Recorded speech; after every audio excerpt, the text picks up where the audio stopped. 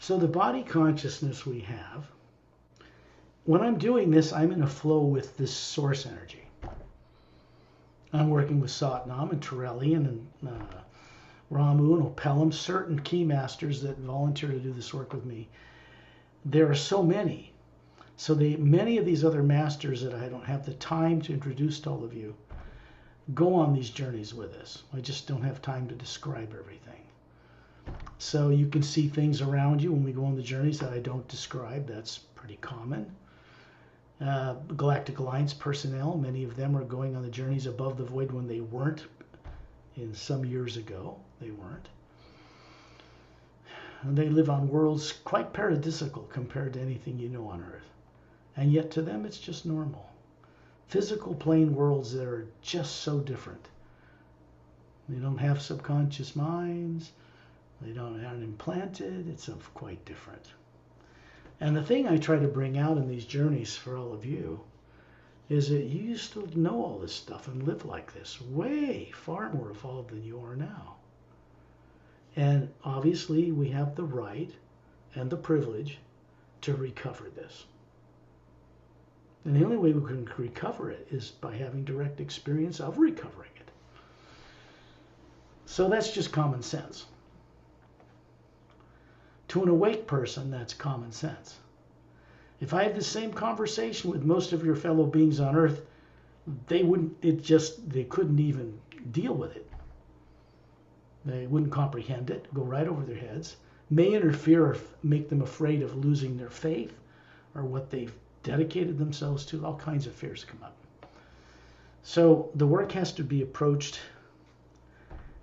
I would say, distributed to people when they're ready. And only the person knows when they're ready. I can't and don't control any of that. Wouldn't want to either. Freedom comes about by giving people, not giving, but by staying out of the way of manipulating or controlling others. Let them, how to help people wake up to themselves is something that requires, well, for me, it requires being with and working with very, very evolved beings, because they help me do the work and get it out to the world in a way that's safe and productive. Not always perfect, but we're on planet Earth, so what are you going to do? Any questions anybody have? Anything you want to talk about? If you just want to go on another journey, huh? Oh Well, yeah.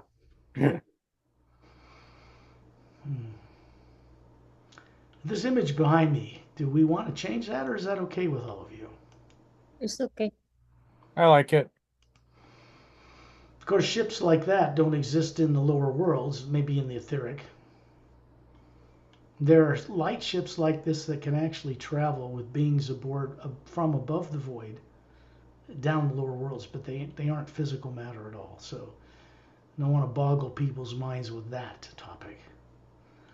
The ships that exist in the astral plane are far more advanced than the ships that exist in the Galactic Alliance. And they only fly in the astral plane. So much for people to remember. I share this with you because you once knew it. Don't take my word for it. I don't care. I don't care whether you believe it or not. The point is, I know from my own experience, this will wake up in you. Which means you were far more advanced before, and something happened that put you on Earth with no memory. This is true. I didn't do that. I didn't create it. Happened to me, happened to everybody. And so we have to, at some point, awaken what that was and how it happened, and then move on, go forward in our unfolding, in our own gravity. Standing in the center of our own gravity. What does that mean to each one of you? Like for you, Marshall, what would standing in your own gravity mean? Your own power, your own inner power. Well, I wouldn't call it power, but center of Or your own being, your own awake being. yeah, Okay. Yeah, And our that's a, center of your awareness. yeah, that's a power. It's a little drop in a great power, but it's still a power, kind of a power. What about you, Lee? What does standing in your own gravity mean to you? I don't know, kind of do things at your own pace. You got the power to make a difference, kind of along that line. You can focus your imagination, your ability to see into the multidimensional creation, which is an ability of the Atma, not your brain or body on Earth. And then you can bring that awareness to the brain and body you grew up with. And that is bringing enlightenment to this form. What about for you, Anna? Standing in your own gravity. What does that mean to you? Be myself. That's good. Good answer. Yeah, just being yourself. It has to do with co-creating with source energy, too, because we are required to, let's just say, naturally be inspired to co-create with the source new ways of doing things. Because as beings, when we go through all these experiences in time and space and matter and forget and this and that, countless lives, we also are required to remember it all. Sooner or later, one way or another, we're supposed to recover what we once knew and then take it further. The best way to do that I know of is to go into and above the void, back to those places where there is no negative nature at all. Because when we go into that energy and rub shoulders with it, we're in it. And it kind of rubs off on us, and then we bring that back to Earth, to a body and personality and form that never learned any of it growing up here. Nothing at all. So we have to bring that awareness of what we are in areas we were either made to forget or lost awareness of it a long time ago. And we need to bring that back here. And when you do, the way the omnipresent source energy works through us, it moves only one way. It cannot be manipulated or controlled differently by us or by what we imagine. We have to get in harmony with it because it's moving in one way, and when it passes through us, it comes through us for our benefit. But it doesn't stop there. It continues through us for the benefit of others. That's what it does, and we have to get used to that, because people aren't taught that on Earth. It's quite alien to most people. So when I do this, I go into the trance state called sleep, basically what you do when you put your body to bed every night.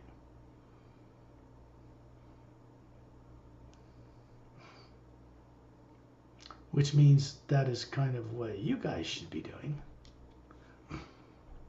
Better, you can stay at work, you can stay with your eyes open, but it's better if you close your eyes in order to see where we're going and what we're doing. Your physical eyes normally don't see anything outside of Earth's atmosphere. So I would recommend that if you want to gain some real benefit from this journey.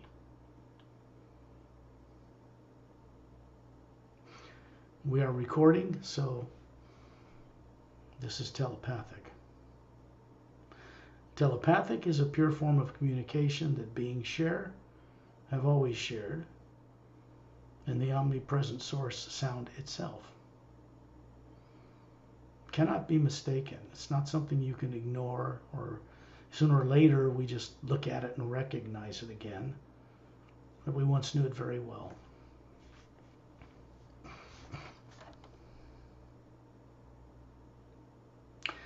I'm going to do something by creating the hue from in the omnipresent power to bring it from the higher realm, the prime creator source, and bring it down through the planes with other fellow beings to Earth where you are.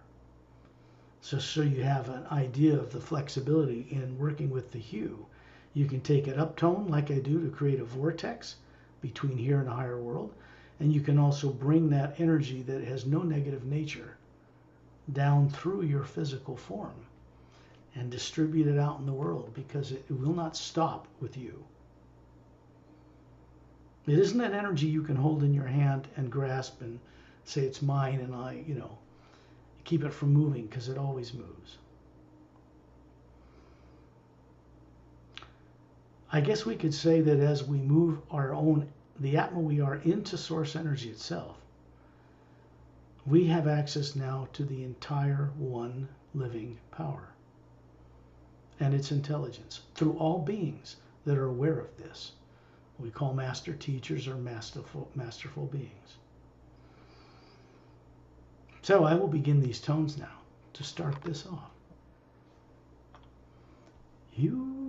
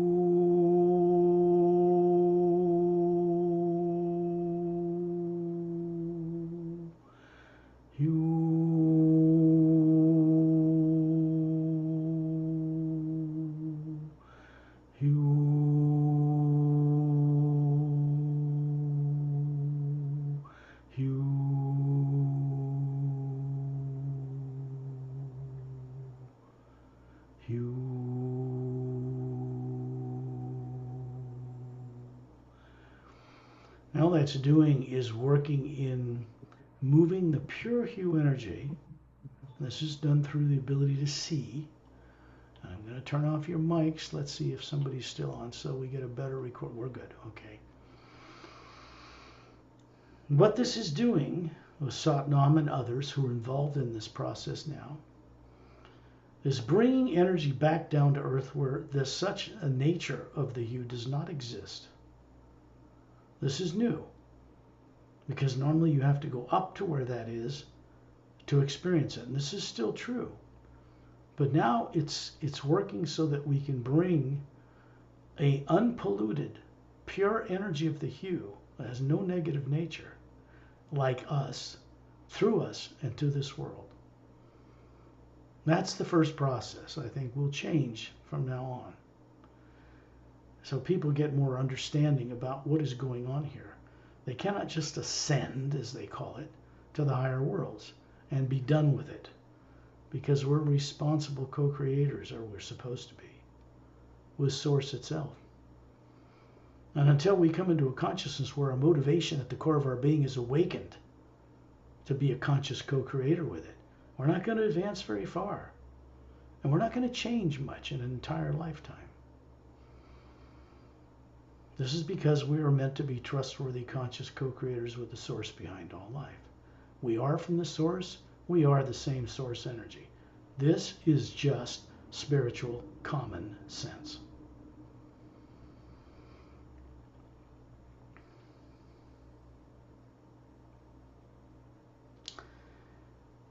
On these journeys, which happened probably more in the last year, Earth time, beings from the Galactic Alliance and master teachers both in the Alliance and outside of it, beyond it, do serve a purpose of keeping any subconscious negative nature you still have to work on turned off.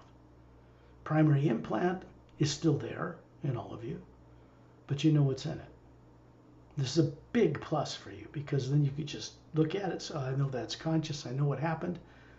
That's off. You don't need to look at it and get negative about it, or it's just a memory now.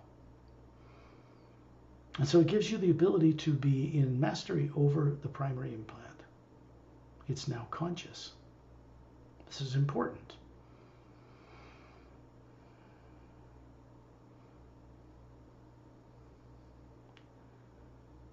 But these beings also help keep off anything else in the subconscious from your past over billions of years and lives on all the lower planes or bodies you have now.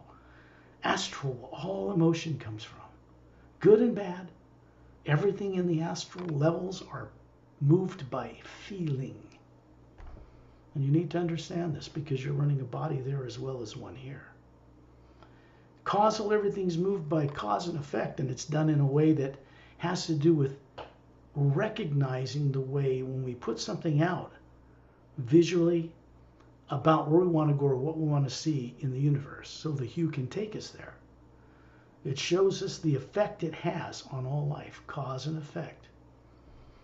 Causal plane. Mental plane has to do with any thought you have, which always has a mental image picture or visual perspective in it, someplace in the entire creation. Perhaps, if you're lucky, what exists above the void. Because if we can't see it or remember how to see it, the hue cannot and will not take us there. It requires us to wake up enough to see some things. So my work is to help you with many other beings who co-create of free will with me and I them, to help you see places and locations and things that subconscious stuff may keep you from seeing on your own. You should have the ability awakened. So we go on these journeys to get that ability more awake in the life you're living on Earth. When you're walking around, then you can see. If I go to a restaurant, I'll just sit there and listen to the knuckleheads around me. I hate to be that way, but I mean they're just atmas who don't know anything. I actually sit in a restaurant and my awareness is up in the Hue Expansion Ray Academy. Because then I can bring that awareness out through the hue, through me to the world. And it's one power. It is the responsibility of freeing all the people, not me. It's not my responsibility to free everybody on this earth. It's my responsibility to help bring a new wave of energy here that will do that. For through me as part of many beings who are involved in this now. So when you understand this, you have a better understanding of how this really works. These beings, Shantial, Tonaltial, Dantium, Lamtium, and I'll probably start revealing more names. These are Galactic Alliance names from planetary systems, two-part names. Shantial with a hyphen, Tonaltial with a hyphen, Dantium with a hyphen, Tonaltium with a hyphen, Dantium, Lamtium with a hyphen, pardon me.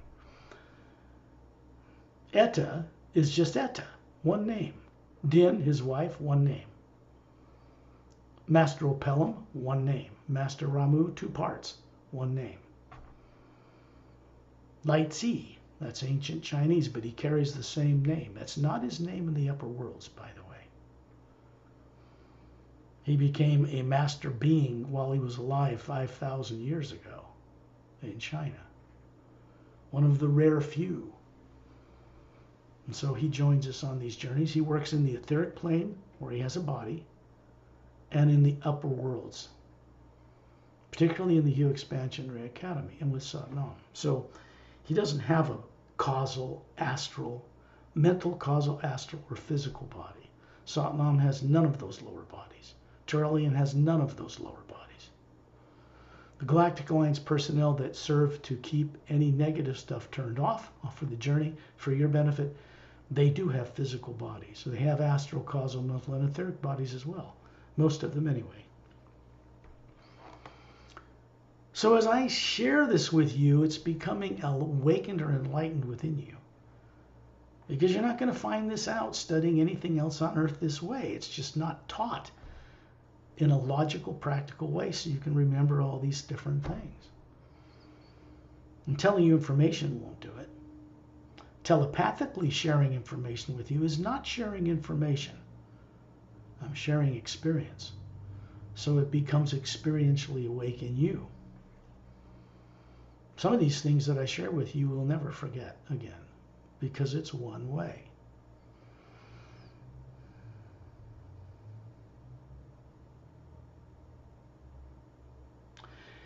It is a very great challenge to share what you would call true enlightenment or any potential freedom with others on earth. Because when you start down that road, people with all their fears, they judge you.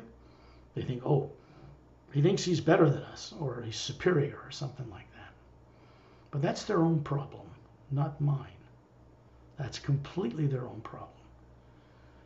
When they get high enough in energy and wake up enough, they begin to realize that they are, in many ways, like me, in their own capacity and potential. And this is the purpose for my work, to help them remember this. The only way that can be done is by direct experience. It cannot be told you. You can't do it on faith. You can't believe in something and get there, because the omnipresent you itself doesn't work that way. It works on what you imagine in it, and then if it's right and in harmony with it, it manifests. It's the power that manifests what we visualize. And when we visualize something, it's not made up in the brain. We're actually seeing it somewhere in creation.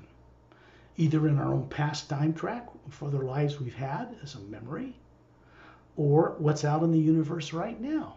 So we have the Sailor's Agenda book, which is current time, about what's taking place and changing in the universe, in the multidimensional creation. And the Parallel Time Trilogy, which deals with the Galactic Alliance and master teachers over 100,000 years ago in our solar system at that time, which is tied to present time on Earth. They're connected. So I was, how do I put it, inspired over many years to see and write these books. And of course I had help from Torellian and others, because what's in them I could not have created from my brain on this earth to save my life or anyone else. I never learned it on this earth. It isn't taught on this earth. Not by anybody, not even any guru I can find. That doesn't make me better than anybody. It just means something has to share a perspective of the multidimensional creation in an experiential way, or it will not get done. So I have the choice to either step ahead and do something with courage or do nothing. That was it. That was my choice when I knew what I knew, when I met Satnam, when I met Agam Purusha, when I went back home. When I got into the Atma plane where Satnam is, my option was simple. Create something new with us, show us that you really are serious, or don't bother. Just don't bother them, because they got people coming up there for billions of years, and most of them don't want to contribute. They just want to take. They just want to be given to. Have this enlightenment dumped on their head while they sit on their butt and do nothing to get it. The problem with faith is not religious belief or faith or belief. That's fine. It's the fact that people latch onto it and think they're saved and do nothing lifetime after lifetime to change anything because they think it's all done for them. That is not the kind of beings that will be allowed to play home or in the upper worlds co-creatively. They cannot be irresponsible. They cannot be unexperienced. They would just wreak havoc in the upper realities. You cannot bring negative nature to the void or higher. Think about the brilliance of how that was created. If you can't bring negative nature there, and only you can go there without it, obviously then we have to go there without it, or we don't go there. It's impossible. An Atma, you cannot bring any negative nature with you. And you as an Atma have no negative nature in you. Never have, never will. Think about what I just shared with you. You've never had negative nature in your being. No matter how you killed, destroyed, blew up a world, have been murdered, stuck on earth, whatever happened to you or what you've done to others, there's no negative nature in your being at this moment. All of that is in the electromagnetic field of the you, where things are stored that surround the outside of the being. That's where the problems are. That's where the subconscious mind is. That's where implants are. That's where forgetting is about all your lives and all your bodies. There's fear of some kind in the way of knowing that. So the first premise of these journeys, as rare as they are for now, is to help you let go of fear. Drop it like a lead brick it is. Any way you can, wherever you can. We have to recondition ourselves on earth when we wake up in this way to only imagine that which is of an uplifting, beneficial nature all life. When we create anything in books or film or art, it should be along these lines. It can be commercially successful, there's no problem with that. But it needs to serve a function that means something. In other words, it needs to be a channel of the hue. Because, let's face it, it's moving through the atmosphere of Earth. It is what we're made of. It's moving through us. And most people, it's completely unconscious in them. It just supports them and keeps them alive. They float in it while they're running a body and have no idea that's what they're doing. So these beings, these couples are assigned to each of you. Will stand beside you or behind you. Usually you're floating near the ceiling looking at your body, which is just daydreaming. Everybody knows how to do that. Then they're there. About 36, man and woman, perfectly handsome, perfectly beautiful. And you're hovering up there with them, between them, as a spherical being, projecting a physical perfectly, as far as women, perfectly beautiful. As a man, perfectly handsome, about 36. Because when your fears are shut down, this is something you naturally know how to do. It is how we communicate with each other. We show each other a perfect prototype like Satnam represents. Human-like form. But it is not DNA. It is not molecules. It is not what ascends. It does not get rebuilt when it dies and you get resurrected in some physical body. That's just reincarnation. Whoop-de-doo, no big deal. Now, it is the Atma itself that must recover awareness that it's running a body. And it has always been this way. No matter how unconscious we become, we run bodies. Bodies do not run us. They don't even function or move or breathe or operate without a charge from the Atma right through the pineal gland running that brain and body. You're finding out some secrets here that religions on earth suppress deliberately, particularly about dealing with the pineal gland, or pineal gland. It's the gland through which you control everything in running a physical DNA machine, a biological entity. It kind of makes it real and alive as you're running through it. But it's not something that lasts. Everybody knows that. We're not on a planet where you can have bodies for thousands of years. And it wouldn't be wise to have that on Earth the way it is, because you have 8 billion people that would never die. They'd eat themselves to death or just kill each other off. There's too many people. It's not supposed to be like this. Earth is not normal. I wish I could tell you that it is. It's destined to be, but it is not yet. So you're up near the ceiling looking down on your body. That's just daydreaming. It's the same thing you do when you imagine going to the store. You know how to do that. And your body follows and goes to the store. But you're a spherical being doing that, seeing that. The brain doesn't see that. Brain cells don't really record where the store is. I know people are taught that on Earth, but that's really not how it works. The brain is a multi-billion neuron center computer kind of a thing for running the complex operations of a human body.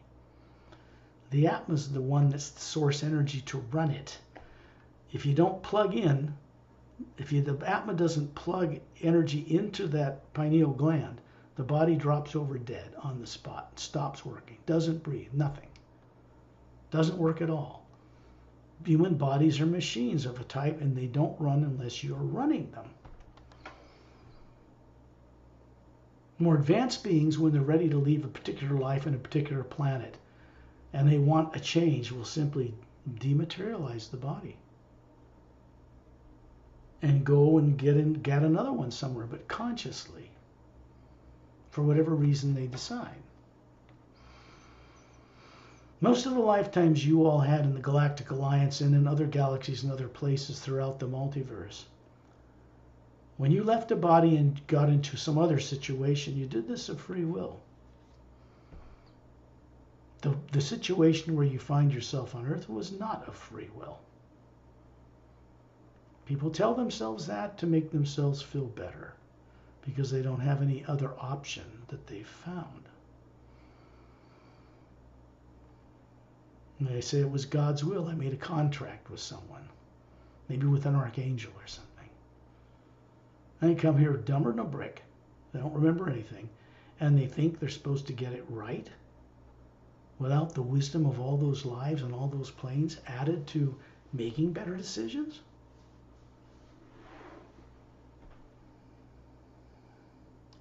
This is part of the journey. It's telepathic preparation. When you go into the sleep state, it is a kind of a hypnotic state. I don't want to say like hypnosis. Basically, you put the body on automatic. Through the pineal gland, it secretes serotonin, which makes melatonin, which are chemicals in a way that run the body on automatic while you're gone. This is why nobody wants to tell, and religious people don't want to tell people the secret of the pineal gland, because it would set people free. They don't want that. They will one day. Right now, they're just suppressive. These are people who think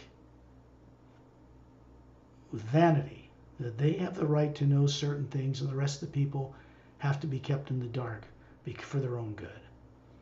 This is true of classified communities who are just people who got to know what's going on, at least a little bit about extraterrestrial life that comes here they meet with under some treaty or other. And the rest of us should not know it. That's just ego. It's not true. It's just the way the systems were made, how money was done, how religions are handled on the earth, in harmony with governments. The way things are on earth, politically and religiously, is backwards. It is not any way resemble the way worlds are run beyond this earth, for the most part. One of the first things that this work brings to the awareness of others is wake up, you're asleep, you need to remember belief and faith won't get you there. So it's easy when you're floating near the ceiling as the being you are to imagine being at 10,000 feet. You're in the atmosphere above where you live. It might be night or daytime. Doesn't matter. To you, everything will be lit up like it was day. You can see all the way down through the roof of where you live. And you're hovering with these two beings near the ceiling, but you're also hovering with them at 10,000 feet. Both places at the same moment. Because Atmas are multi-dimensional capable. When you find yourself in space, you can see outer space around you just like you would see in a Hubble Space Telescope picture of the Earth and the Moon and the Sun and the stars that you can see online. What people on Earth don't know is they have the capability to go out there in that pure hue, that black area in space that's just vastly larger than billions of little galaxies that create electromagnetic fields to float in it. Advanced scientists know that zero-point or toroidal energy is the energy of the universe, and it is not nuclear, it is not atomic, there are no atoms in it, it is energy behind all that. And it has its own way of operating. That's what people pray to. They call it divine spirit. It's a living, one omnipresent power. Moves through all the dimensions and supports all the different levels. It supports the silent mentors who also support maintaining the creation. All the galaxies, all the dimensions, all the doorways or portals between them are governed by silent mentors. And those are beings who normally have no interaction with us. And they normally haven't since the beginning. There is one exception to this now. They interact with us in the Hue Expansionary Academy, just at the upper end of Satnam's realm, above the void, created in a special place between the sixth realm, and there are many others above it, and the fifth realm. That place is a place of experiment with beings where no negative nature exists. Things are created collectively together to change things, to fix the lower worlds of time and space, so that this old failed experiment of good and evil, which is a failed experiment, can be replaced with something that works. And we are responsible for helping that happen. We can't just sit on our ass and have other masterful beings do it all for us. We have to be part of it, because that's our nature. When it's awakened, that is our nature. So out in space, there's Turelian. Turelian is standing in the center of a few of us in a circle around him, 18 feet tall. One of the shorter Say rays. They were 18 to 25 feet tall at the time. And he's showing you a perfectly physical, manly, 36-year-old Greek godlike form with long, slightly wavy blonde hair to his shoulders and bigger, slightly big eyes, blue eyes than humans, slightly pointed ears, a little white tunic gown on. But this is not a physical body he's showing you. It is a prototype form like Satnam shows you. In reality, he's the spherical Atma hovering above this form he's showing you, just like high up in space where Satnam is standing right now. There's a big sphere of Atma hovering above that form. And you standing in a circle have a man and a woman from the Galactic Alliance, primarily from there, sometimes it's master teachers, standing to each side of you to do one thing, to keep your fear of the present and future, that means subconsciously, in ways you don't even know, turned off for the journey, for now. So that you're standing in the omnipresent hue in space. It is a white golden light everywhere. It's not black to you, the Atma. The physical form you're projecting can see it. It has eyes and ears and physical form, looks human, but it can taste, touch, smell, and experience. And it communicates this form in any planet, in any plane. It could go and stand beside the etheric body, or the mental, causal, or astral body. Because the astral is a solid body too, but of a higher molecular time rate. And it actually creates or maintains these forms you have on these different planes. And this is a normal function of awareness when you're awake. I mean, as a being, as an Atma. So they're standing beside you. Turelian's standing there showing an example, telepathically, of what and who he is. And the hue comes down through him from Satnam, from a vortex. Comes through his hands, 2 thumbs up, golden light around him, and passes through us. And creates a kind of an oval shield, kind of like the hull of a spaceship, but it's just energy. It's a bit brighter and more golden white than the energy in space because it's coming from a higher realm.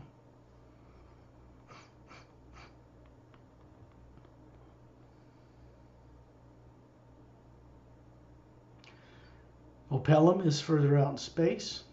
He's been described many times.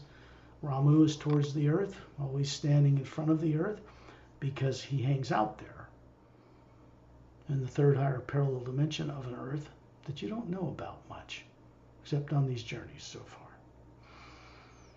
At dinner, hovering above Ambassador Turelian. Light seas above them, between Satnam and them, standing there. Little 5'5" or 6" Asian-looking master with a maroon robe and little esoteric symbols on it, little curved, broad-brimmed little hat, Fu Manchu type beard. And there's a beautiful Atma hovering above this form he's showing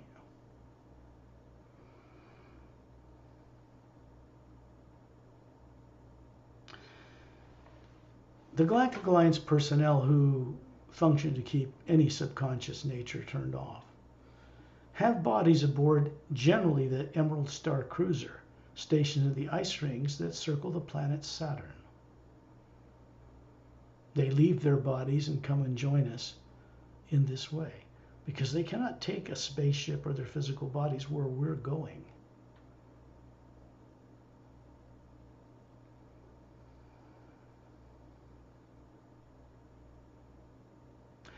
I'm going to send out the hue out in space here.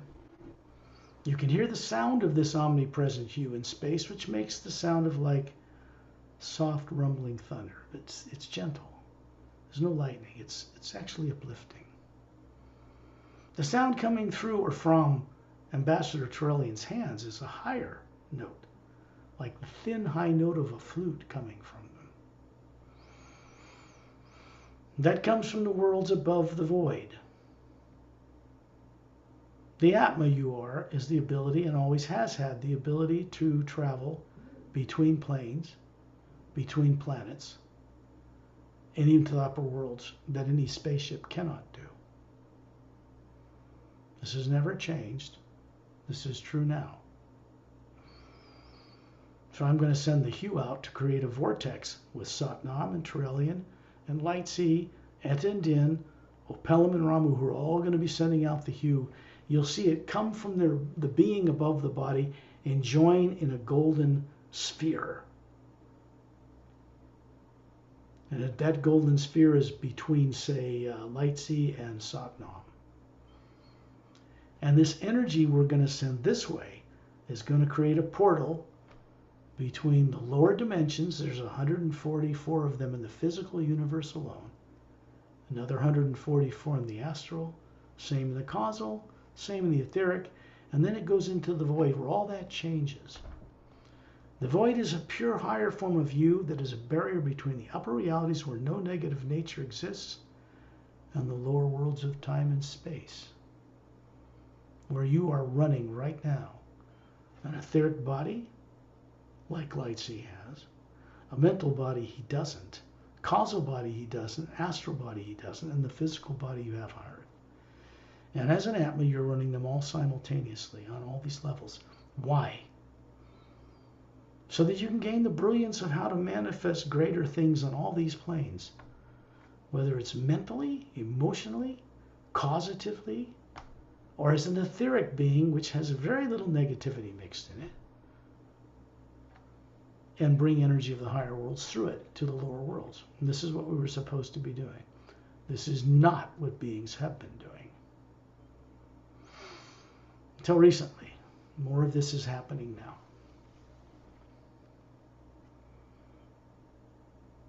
And Trellian looks at each one of us, turns in a circle. He's looking at the masters as well. This is source energy looking at us through him, and he's one in harmony with this. There's no egos here. This is all atom stuff. This is coming down through Satnam, who knows how to condition energy to be transmitted from where he is down into the lower worlds. This is something new that was not taking place previously in history. His presence down here like this is new. So things are changing. I will send the hue out now.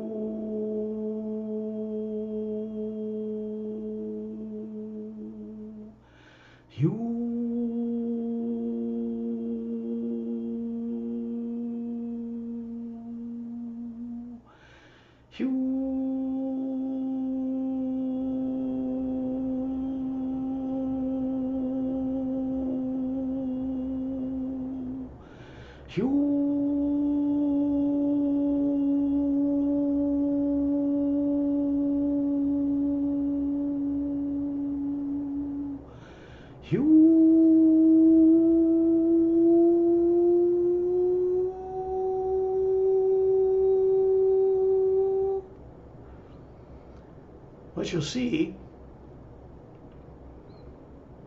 above Satnam, kind of an hourglass shaped, narrow middle, whirling golden white vortex, the blue green luminous like water revolving around it clockwise, but it isn't water.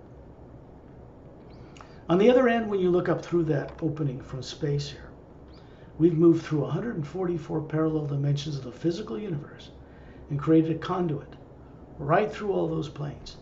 It only goes to the void and further. It does not play in the lower planes of time and space. We're not interested in getting lost in all that. You've already got bodies there. We want to go back and rub shoulders with source energy, so we can bring that awareness back to the life you have on Earth. And it's going to be brought back through the bodies you have in those lower dimensions. Those things need to be aware of each other. Your higher selves, for most people, they don't even care about you down here.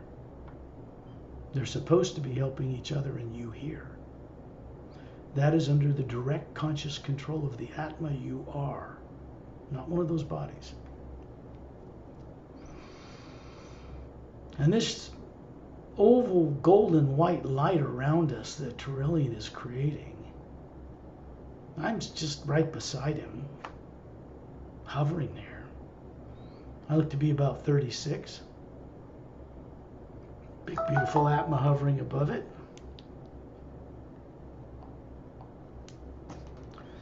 Just like you. And we start moving up through this vortex at quite a high speed, because Satnam is receding, standing up, straight upward. The sound is increasing of this high note of the flute. It's literally the power that is drawing us upward. As Atmas, we're made of the same energy. We're co-creating or cooperating with it. As we enter this vortex, we realize that it's quite wide. And all of us in a group around Trillian look like the size of a dime or a penny to the size of a dinner plate. And this whole group, this oval sphere of light, is moving up to the center of it. And as we move up through it, you can see through the transparent whirling energy around us. And you can see levels upon levels upon levels of galaxies, and higher and finer light and greater light. And we're looking at the etheric plane. You can see your body quickly, briefly, standing on one of 80,000 continents on this massive world. Your crystalline estates, and your body's transparent, and he's looking right at you. It is awake and aware, because Satnam and others are making it awake and aware that you're passing beyond it. It recognizes you as an Atma. It recognizes the prototype form you show us looks to be about 36. So we're making this awake, and then we're shot up further. We enter a pale blue luminous light on the other end of this portal. The sound cannot be described in human terms, really. It's too beautiful. But it sounds like millions of men and women's voices singing the hue in perfect harmony with vocal cords that are flawless. It's a sound that permeates the void. It's created by beings who are near the shore of Satnam's realm, above the void. They sing it into existence and maintain it. This is one of the areas of the function of silent mentors.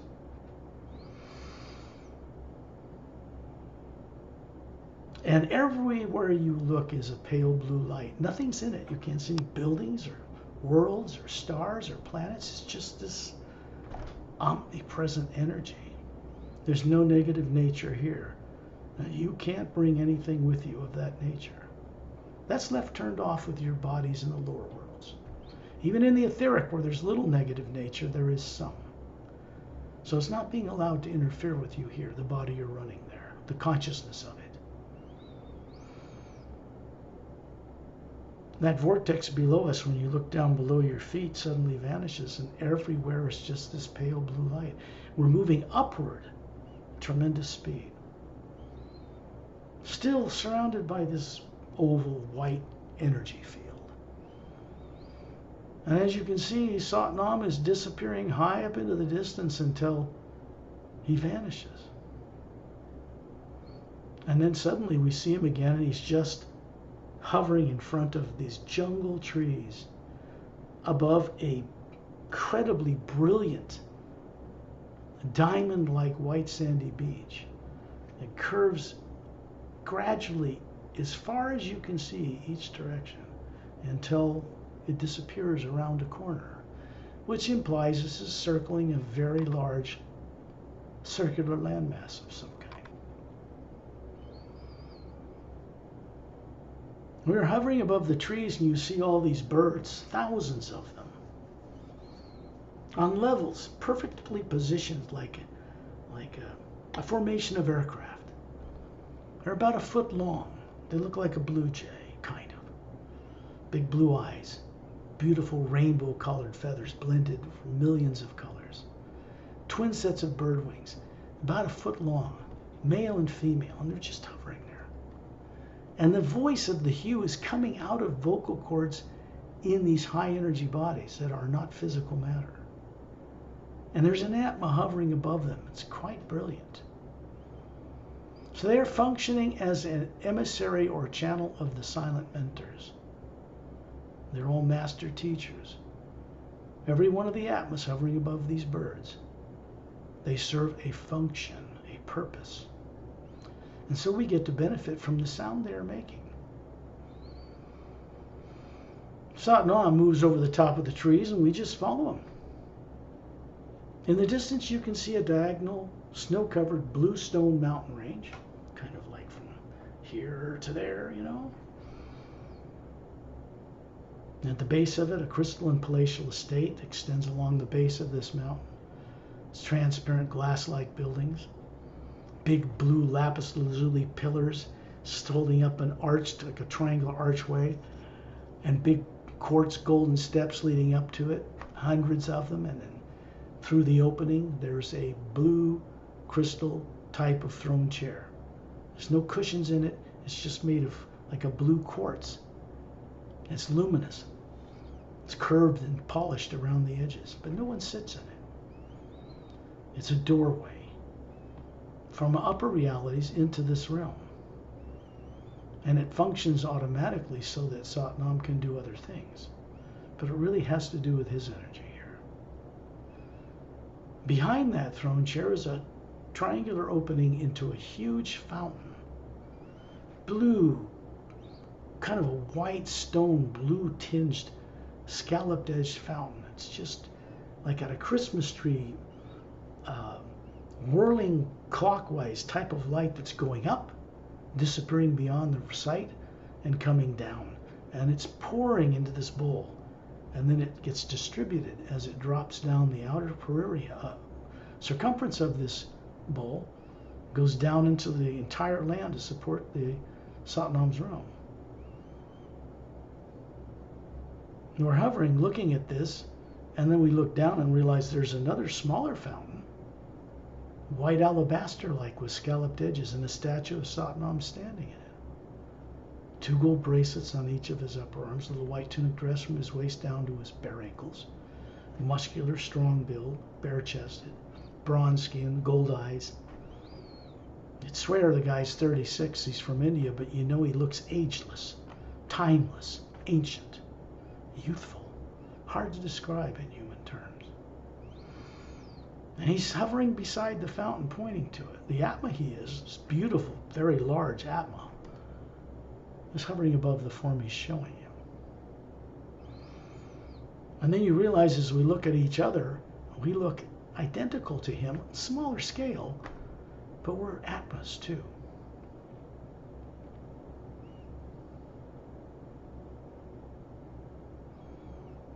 We're going into the distance, flying over the top of this blue mountain range, way off into the distance, heading north, until we see a huge golden glowing ocean. way on the other side of what we call the Atma plane. And we're moving out into this golden energy of this ocean of light. And there is a kind of a whirling clockwise vortex, always on, always running. This ocean is just north, but it's not even in the center of as big as the Atma plane is. And it's a doorway through which the upper reality, from Agam Purusha and higher, is feeding energy to this plane.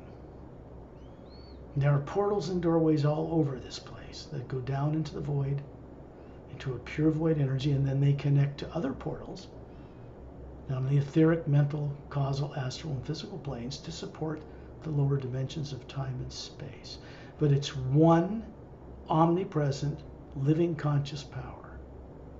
It is not an individual being like us. We are comprised as Atmas, the white core, same thing, identical to it. Like a drop in a mighty ocean. This is who we and what we have always been. From the beginning, we were this. Nobody created us. No God sitting on a throne made us. We are still individual beings running around the center of what we call Source or Prime Creator. That has never changed. Our awareness of this has dropped significantly over billions of years until we become vulnerable and find ourselves killed and stuck in a body on Earth somewhere, randomly. You get lucky sometimes.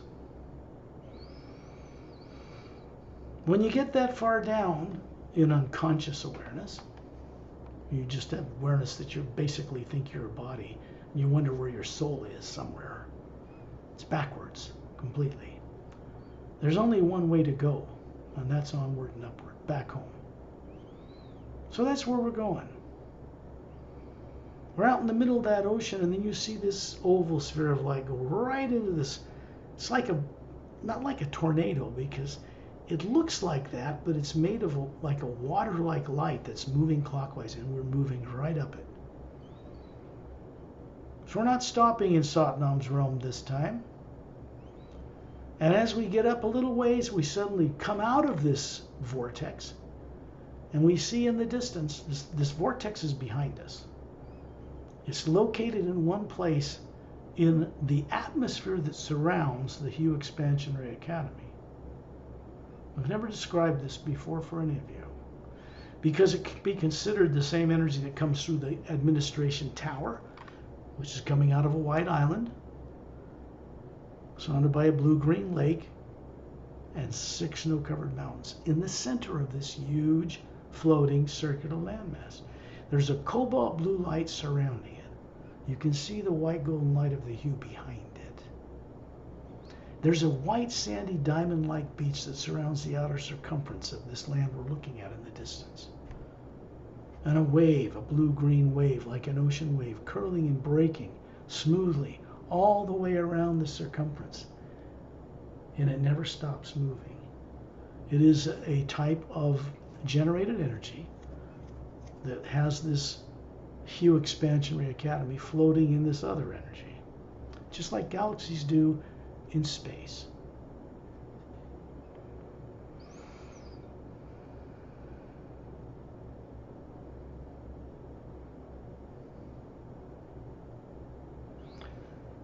And we're starting to move in the direction, because where we are is in a specially created parallel dimension between the top of Satnam's realm, it's very vast, and the beginning of the 6th realm.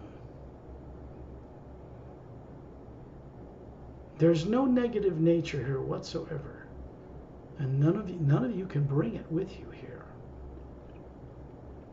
That gets kept turned off back with your bodies in the lower planes for now, so you can enjoy this experience and gain some wisdom and bring this back to your body on Earth.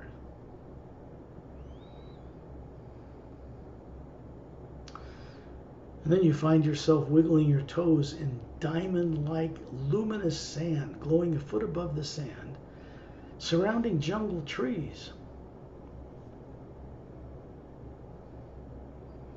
Forests and white stone roadways that go back towards the center of this place. You can see a blue glass administration tower way off in the distance coming up between these 6 mountains. And these white roadways continue straight as an arrow from everywhere around the circumference of the Hue Expansionary Academy. Silent mentors maintain this place, this teaching facility. They are involved, also master teachers. This is a co-creative function. So you're in a place where we can rub shoulders with silent mentors.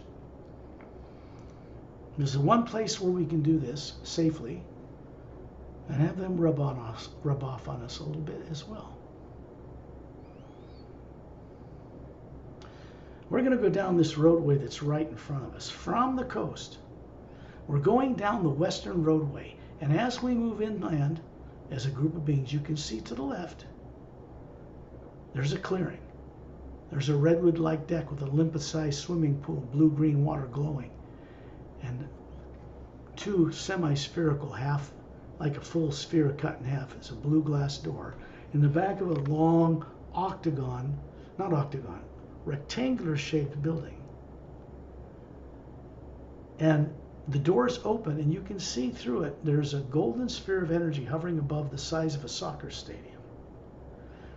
Then you look to the right turn off this roadway, and you see that there are 3 buildings. Tall, thin pyramid building, a little bit further over, a round thing with a curved sphere on top, and 3 tripod legs, and then another rectangular building.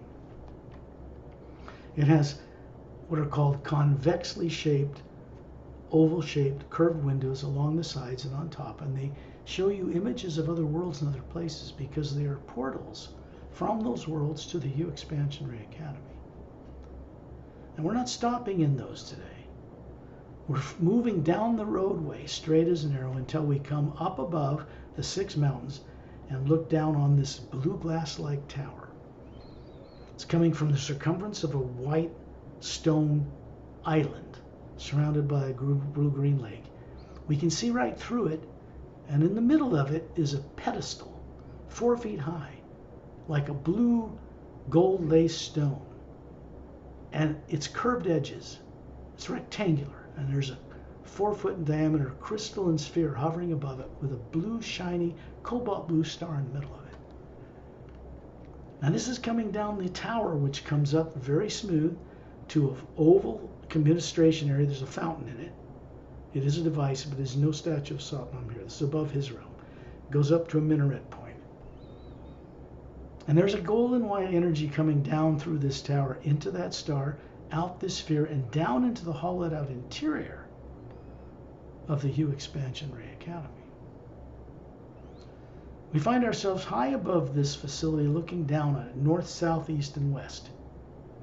The northwestern quadrant, down the middle roadway, 2/3 of the way towards the coast, and there are many, like spokes of a bicycle tire. They come from oval tunnels in the base of these 6 mountains, and they go into the hollowed out interior of the Hue Expansionary Academy. And we look down this roadway, 2/3 of the way down it to the right, there's a clearing. It has 12 trees. These happen to look like giant weeping willow trees with broad spoon-shaped glowing leaves. And there are 12 beings standing atop the tops of the trees hovering there. Men and women, alternating men and women. They have a different colored gown on, one color. They have long hair to the shoulders, different colored hair, different skin colors.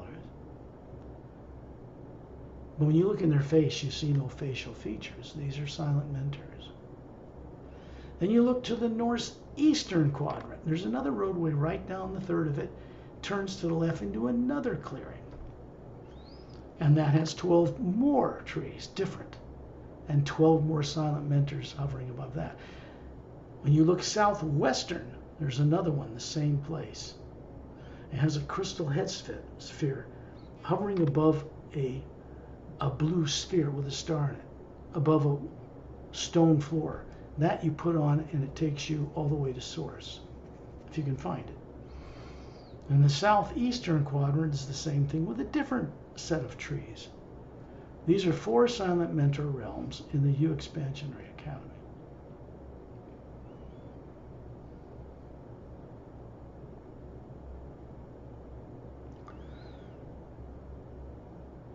We find ourselves suddenly inside the interior of a big, hollowed out oval-like chamber.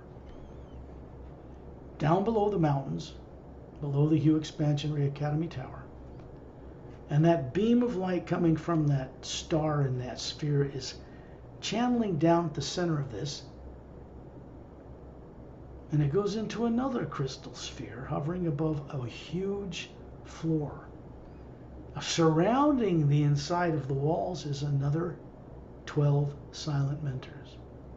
Hovering above them, big, beautiful, round sphere, twice as many colors of teardrop-shaped faculties than we have as Atlas. And they are doing something in maintaining this place from the inside of the hollowed-out interior. Turelian is standing in the middle of this beam, and we are in a circle of golden light around him, and we move up this shaft of light. And we're shot up at tremendous speed. We're going up above the Hue Expansionary Academy Tower until we come to another realm quite a few dimensions above the Hue Expansionary Academy. When we come out into a fiery realm, we suddenly find ourselves surrounded by orange and yellow and red and fiery blue and green energies moving everywhere, folding in and disappearing, coming out of the ground. In the distance is a massive, giant, looks like a silver fir tree, like silver like golden little needles. Roots going down into this energy that disappear in this moving energy. Top of the tree beyond the range of sight. And we're hovering there with Turelian, and this big being comes out of the mist and stops to hover in front of us. It's bigger than Turelian, it's bigger than all of us put together. Now this is Ogum Purusha. This is a being who runs the raw power of eternity into this energy field from the ocean of sound and light, or the source or prime creator, and from higher realities. And he regulates this like a generator, and sends it down the roots of this tree, and it goes down the lower worlds and all the way down to the Hue Expansionary Academy, into the void, and all the way down to Earth. There are a dozen silent mentors, very large, beautiful beings, different than what Ogum Purusha looks like. We look like a silent mentor, but not as many layers. He is different. Ogum Purusha's got that and more. You'd have to see it for yourself. There's energy between the teardrops that make up his being. When I first met this being, I asked to be his friend. I surprised him because nobody does that. It'd be a good idea if you asked to be his friend. This is the being that regulates all the power in eternity. Presence of his consciousness is in everything, in the omnipresent Hue, behind everything. And then, so he will say something to each one of you, like a welcome home, or say, yeah, we can be friends, whatever. It's up to you. You'll hear it. And then we're moving on in this oval sphere of golden light surrounding all of us, and we're going up into the trunk of this tree, right through the branches, right through the needles. And as you pass them, you notice each single needle has a different planet or location visually present in that little needle. You can actually go into any one of the needles on this tree, billions of them, and be somewhere in the multidimensional creation instantly. But that's not what we're doing. We're moving into the trunk of this energy, which is a golden white light racing up the inside of this tree trunk. Silver branches, silver needles around it, tree of life. And we're shot up as fast as you can imagine until we come out into an even greater arena that borders the top of Ogum Purusha's realm. Now this is prime creator or source. In the distance you can see like a silver golden galaxy. It's the best way of describing it. Turning clockwise. It looks like the arms of a galaxy with stars, spherical stars hovering in it. There's nothing here but an even brighter cobalt blue light surrounding everything. No planets, no moons, no suns, no stars. When we get closer to the arms of this galactic core, as we move through them, between them, you realize these are brilliant individual beings.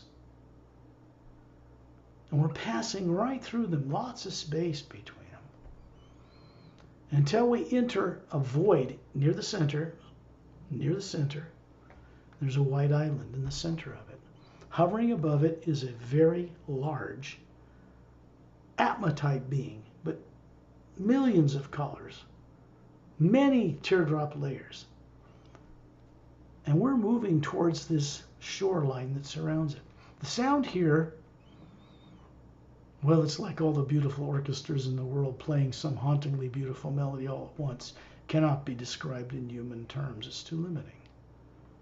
The Atma hears and understands. We find ourselves suddenly hovering near this shore, this white sand. Looks like, I can't even describe it as sand. It's glowing. And there's this massive presence there. This is what we call prime creator or source. It is not an individual being. It is not male or female, yet it expresses both. It is a nexus where all Atmas and all of creation that still comprise what we call the ocean of sound and light connect. And that one presence between all beings makes a presence we can speak with and visit that we call maybe the ancient one or prime creator or source. And we know when we're here, we are not here to worship this. It would not tolerate you being here if you tried that. We're here to respect the source because that's respecting all life.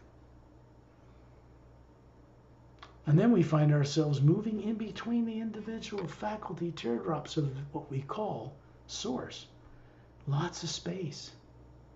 And we find ourselves in the white core, floating in it. We can't tell the difference between our white core and what it is because there isn't one. And then it says to you, welcome home. And then it'll impart to each one of you a certain kind of vision, a co-creative vision of something that's naturally inside you that expresses itself and begins to express itself once you return home. You will bring back this awareness all the way down through the planes, back to the body form you have on Earth.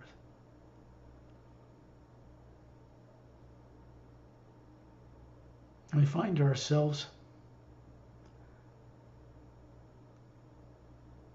hovering out the end of the western roadway of the Hugh Expansion Ray Academy.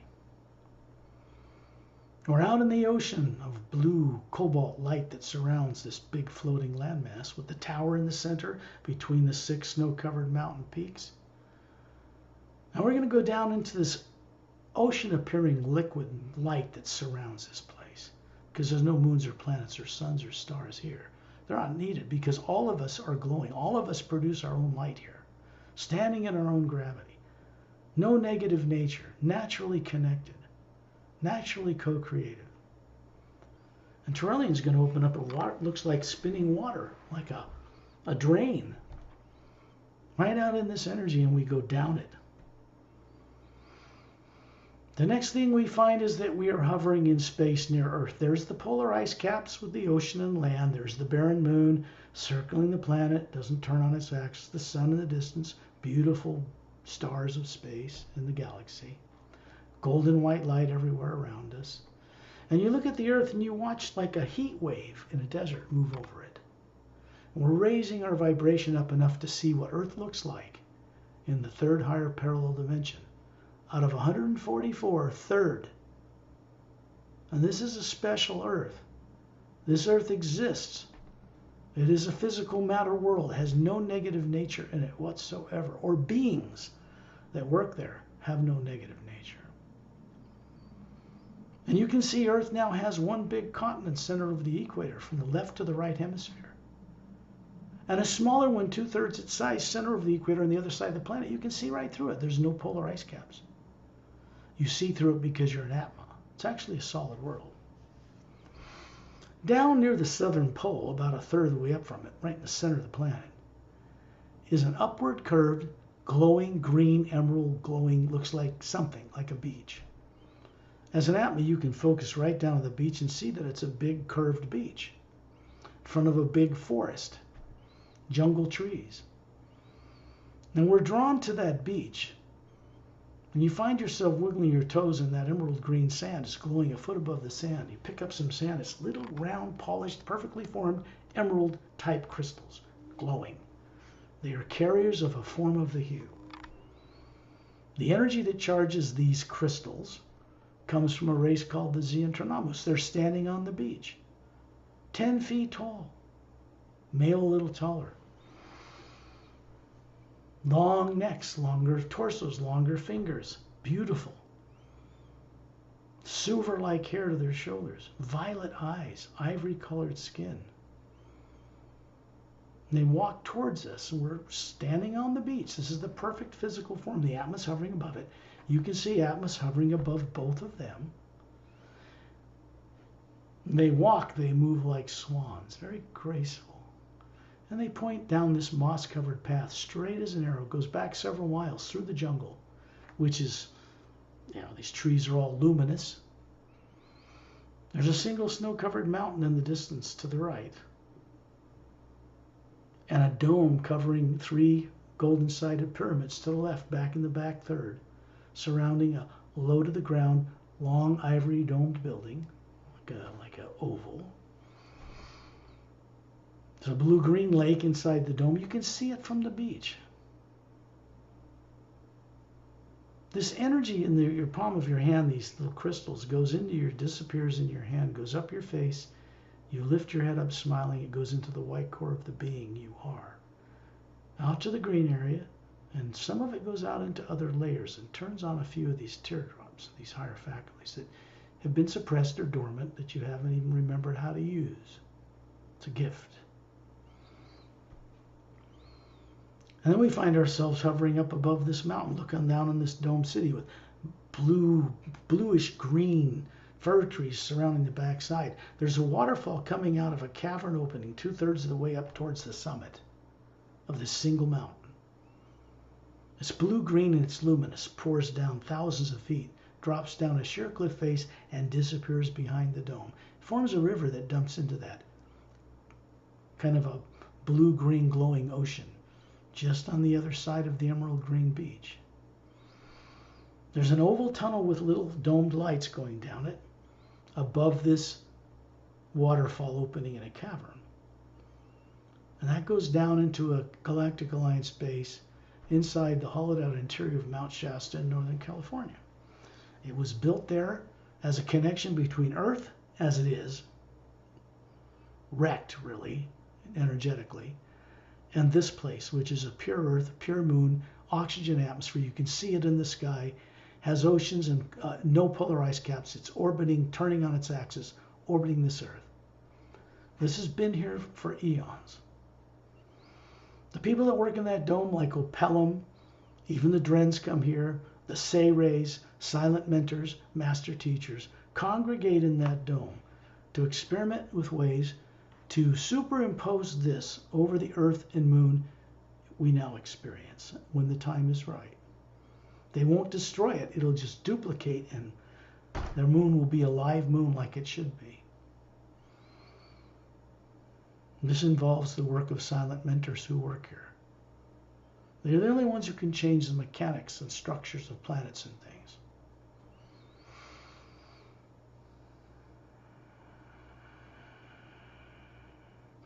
You find yourself on a white ivory walkway under this dome. There's more of these trees that look like giant eucalyptus trees with glowing spoon-shaped leaves. Tall lavender grass and Trillian standing up. It's a big dome. Still got his 2 thumbs up with that golden light around it. And then there's Opellum, Master Opellum, standing there on the pathway, showing you, pointing to these pyramids. And then he drops his hand and he raises it so you can see the little webs between his fingers. This is his neck, little gill slits. This is his real physical body. He's brought it here from Oceania. He comes here often. There's what you would call a white landing pad near this oval blue-green lake, what's called a spectrum ship or a spectrum light ship, and it has elongated pyramid shapes coming out of a cobalt blue center, landed on 3 of them. Each spire is a different color of the rainbow. Well, these are very advanced spacecraft. That's technology that the Oceanians still have. They have not shared with the Galactic Alliance for a reason. One of them is landed here.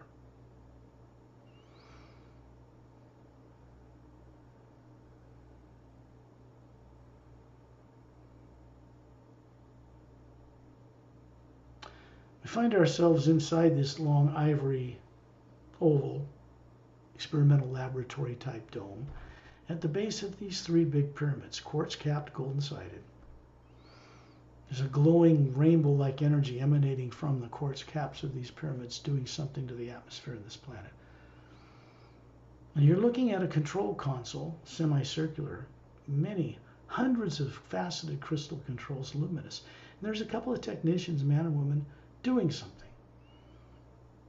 In the background, there's a staircase that's spiral, goes up to a quartz crystal floor. A person would go up and stand between a ruby red crystal and an emerald green crystal on one end. And when they stand between it, their molecular structure of their body can be changed to be like, say, what it's like to be an Oceanian, a human that can breathe underwater or on land. This is just higher science, folks. Oceanian science. Then we find ourselves standing on that green beach, looking at Turellian, standing up to his knees in this ocean, calm ocean water.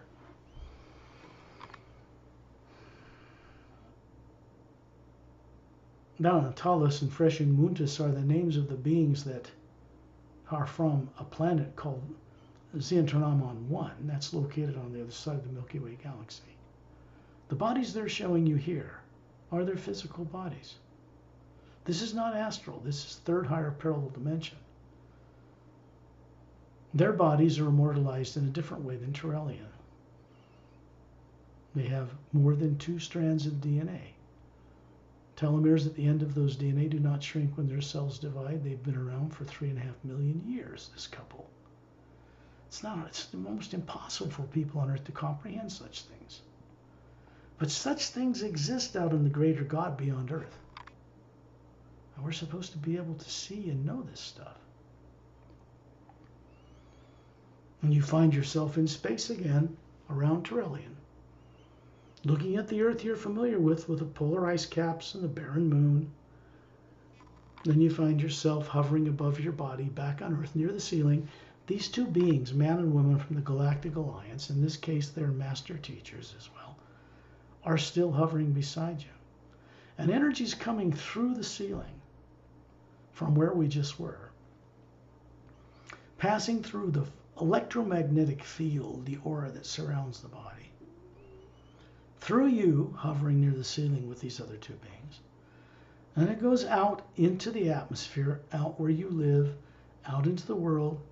It connects to 3 pyramids, 2 on the bottom of Earth's deepest oceans, 1 in the hollowed-out interior in a mountain Himalayas, to fountains of statues of Satnam, which are devices, by the way. Comes through it and pulses out in energy waves. And that is going through the atmosphere of Earth. It's not charging the oceans yet or anything like that. But it's beginning to provide energy to work with people when they're out of bodies at night. And it goes out into space, connects to a bigger pyramid, stationed permanently between 2 stable asteroids in the asteroid field that circles in the orbit of a planet, what it once was, between Mars and Jupiter. And it connects through other pyramids and eventually connects to the axis or core of the Milky Way galaxy, which is a white golden light, and goes up it. Goes back to source, always moving like the sign of affinity, never stops. Its nature, like ours, is to never stop. It's always to be co-creatively active. We don't grasp it or hold it or possess it. We are it. Be like trying to possess yourself. It's silly. But we can become one in consciousness with it and therefore have access to the intelligence and brilliance of all of it. But only if your purpose for doing it is correct. Because this energy does not serve negative thoughts or negative emotions or negative nature in any way. If we want to create with it and become free, then we have to be like that too, because we really are.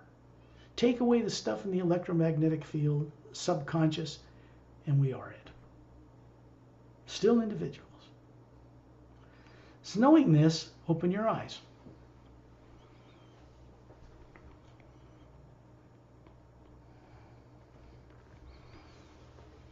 I guess it got dark in Oregon, huh?